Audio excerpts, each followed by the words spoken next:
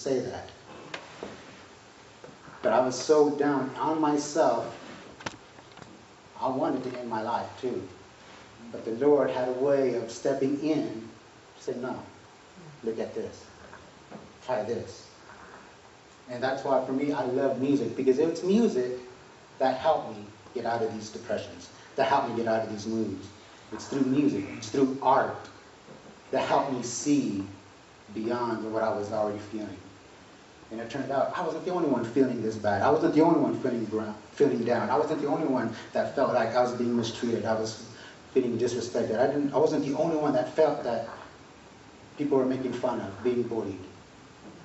Others were feeling it too. They were just expressing it in a different way. Oh, okay, I get it. I get it. And so then later on, he showed me, you can do the same thing too. How? And I can already see in my visual head, my little mind, as I said, I don't hear them, I just see these things. In my little mind, I can just see him just kind of tapping his foot, just kind of looking at him. You already know. Yeah, I already know. Drawing. Because that's the gift he's given me. All right, so what can I do with it, Lord? Tapping his foot again. You already know. I've already given you some visions. You got to do the work. Oh, man. And when the pastor asked, I want you to bring the word. Oh, no. He said, I want you to do your thing. Now, that usually means drawing. Hey, I can do that. No problem. No sweat. But my thing is, I draw from what people say. I draw from what I get from their message. So on some Sundays, when the pastor's speaking, I'm back there drawing on a bulletin board because I'm drawing my vision of what he's talking about, my interpretation. That's my job. That's what I do. That's my ministry, my interpretation. Now when he said, I want you to do your thing, okay, I can do it. No, I mean, I want you to bring the message. What? I'm sorry, I only draw. I know. You want me to do what now? I want you to bring the message. I'm probably got back right here already. I don't bring the message. I create the message. That's my job. I know. Do both. And that's what I love about my pastor. He loves to give people that challenge. And that's what I love about my pastor. He has awakened a sleeping giant in this church, because now I can see our ministries flourishing. The Methodist men, the women, the youth, soar. All of these ministries are soaring. All of these ministries are starting to bloom. All of these ministries are starting to branch out to other people, to other places, to other regions, besides just our little neighborhood. Amen. Now we got internet. Now we can go across the seas. Now we can go to places that we haven't done before. And before my pastor, y'all never would have seen this. We were giving me the opportunity to show, hey, this is what I can do. Because I learned at that church, the Oak Cliff Assembly of God, how the Holy Spirit works. It was also in my vision to bring it back home. Because sometimes you got to leave to learn something, bring it back home. This is my home. I was born here. I was raised here. This is my home. And the way the Holy Spirit shows, it's in all of us. We're all messengers by right. We can all deliver the message. We just have a different way of doing it. We have a different way of showing it. Singing, sewing, jewelry. That is our message.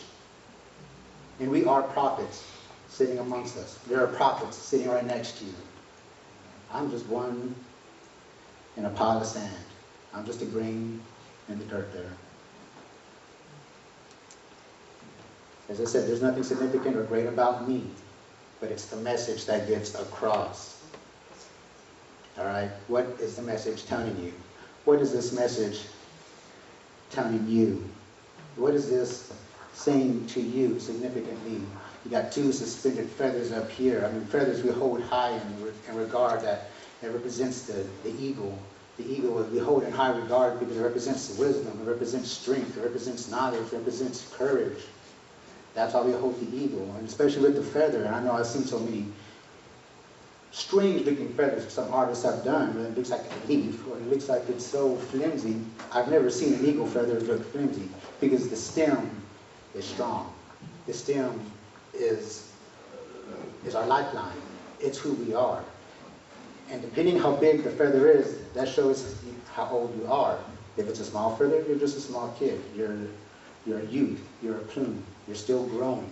The larger, the bigger the feather, the elder you are. The more feathers you have, the more knowledge you have, the wisdom you have. That's why it is important when you see elders, when you see the chiefs with the most feathers, that's the highest honors they have been given. For me, after I did my ceremony,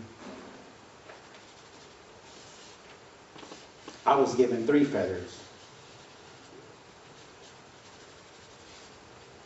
Now for those who have known me, or those who know my symbols, I do 3 a lot, because 3 is a very holy number for me.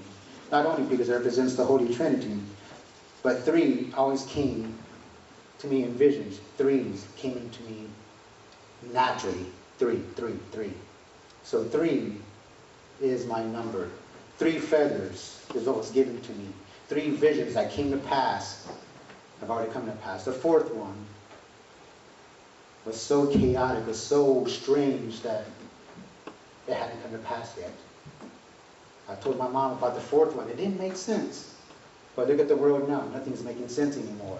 So it looks like it's actually heading in that direction. But from the little scribbles he gives, that Daniel gave, he had no idea what you're going to do, I had no idea what you're going to do, but I created something from what you created. So just like in life, we have to create and use what's around us. We have to improvise what's around us. And that's what the Holy Spirit does. He gives us that knowledge. He gives us that wisdom to go on. He gives us that courage to move on. And just for a moment, I'm going to set this down real quick. Can you hear me? Can you still hear me okay? Yes. Back there? Can you hear me? I'm looking way in the corner back there. All right. Okay. Can you now see this? Can you see the eagle? Can you see? Do y'all like this? Do y'all enjoy this? Do you love how it came out? Can you see what came out of it? What is it telling you? What is it speaking to you? How are you reacting to it? Because we love to see something that created in front of us, before us. It's right there. It's right. Wow, I saw it. But guess what? The Lord loves to throw a curveball at you. I'm not saying He loves it, but it happens. Things happen. Things happen to where it's going to shock you. Things are going to happen to where, what just happened? You know?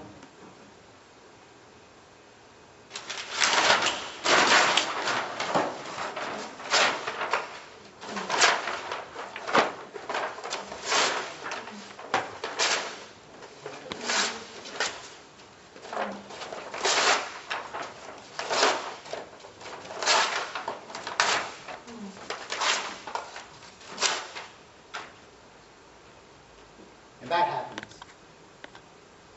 What do you do then? Start over. Yeah, you can start over. But you know what I see in my head when that happened? You know what I see what Christ is doing? You know what I see what God is doing?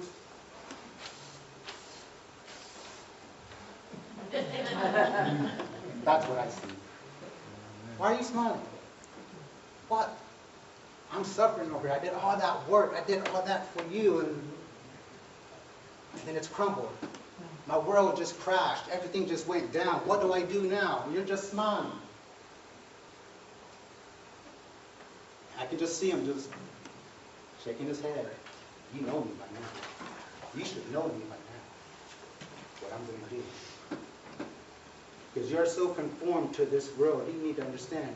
You need to renew your mind. Renew your heart.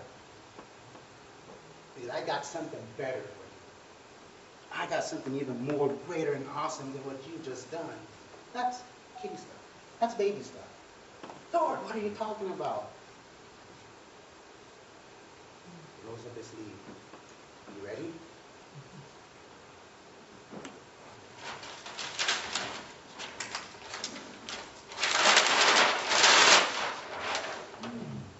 But instead, he gives you something better.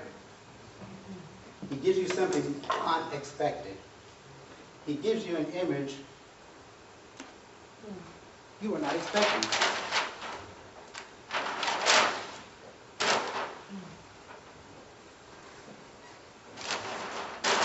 Because that's how he works.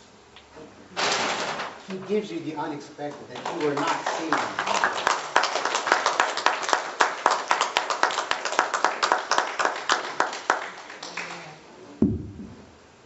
Now, those who can't see it in the back, I will put it down here, and after service, you can come down here and look at it. But just so you know, this idea didn't come to me till Friday, when I was at work. So when the pastor said, man, I got 6 sermons I can do. Actually, started 2 weeks ago. I already had the perfect sermon. I already had the perfect idea. All I need are materials. Well, as time grew closer, oh, wait a minute, I don't have time to do this. Oh, I can't find this material. I got to find something else. I need to find an alternative. Okay, here's another idea. So, to make this long story short, he gave me 6 new sermons to do along the way. So when I was at work, as the Lord always shows me, he shows me this vision of a painting. He says, I want you to do part 2 of a painting. Part 2, what's that? Part 1 is sitting right here on this wall. This is part 2. And the thing about that is, I'm still not done. I thought, what are you talking about, Lord? Oh, you're not done. Yeah, look at that.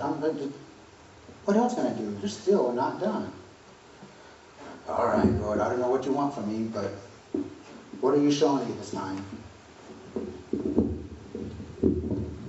When Christ was on the cross, he couldn't go to heaven, or he couldn't do what he needed to do until it was finished, till it was accomplished, till it was completed.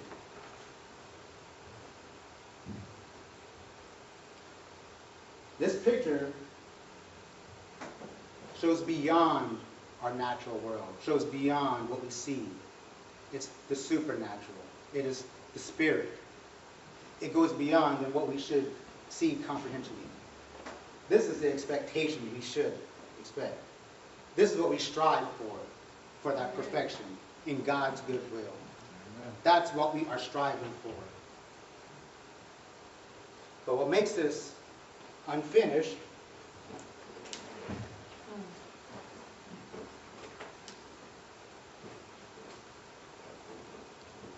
you also get dirty along the way too, so expect that. But what makes this unfinished is that I didn't sign it yet. Because this is a continuing sermon. Even by signing this, it's still going to continue. Because it's going to pass on to somebody else. And that's going to pass on to someone else. And that's going to branch out like a wildfire, like a tree. So the deeper you are, like a tree, the deeper the roots you are in the Lord, the higher he will take you. Okay? So as I said, at the end of the service, you can come up, check it out. This is the church's property now. Okay? So at any time you want to see this painting, it'll probably be up there somewhere. But expect to see more. Because the Lord has shown me more visions. And the pastors already got ideas. Hey, I'm going to keep using you. Okay. And I'm saying this in a nervous way, in a mouse voice way. Okay. All right. But for all witnesses, I'm going to sign it right here, and that will conclude my message. Amen. Yeah.